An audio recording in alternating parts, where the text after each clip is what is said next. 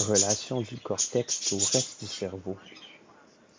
Tous les systèmes de fibres du cerveau mènent au cortex ou partent de lui. Toutes les masses grises sont des interruptions de ces masses de fibres sur leur chemin vers le cerveau. La moelle épinière est issue du cortex par une double origine qui révèle une section dans la région du pédoncule cérébral.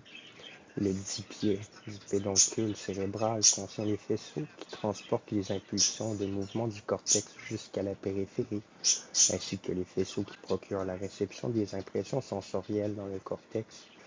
De cette façon, il y a dans le pied du pédoncule cérébral une projection du corps, pour autant que celui-ci dépend directement du cortex. Le dit toit du pédoncule cérébral, par contre, fournit au cortex la connaissance des activités réflexes dans la moelle épinière et dans le tronc cérébral, et ainsi la première incitation pour l'impulsion au mouvement propre.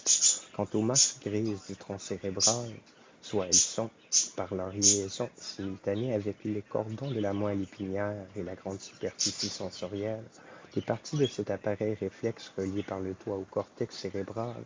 Ce sont alors les tubercules quadrigemaux et le thalamus, soit comme ganglions du pied des pédoncules, noyau lenticulaire, corps strié, en particulier le faisceau moteur, qui soumet la musculature corporelle à l'influence du cortex, se divise sur son trajet du cortex à la périphérie en 3 sections, chaînons du système de projection, qui sont séparés par 2 noyaux gris, noyau lenticulaire et codé, substance grise de la corne antérieure.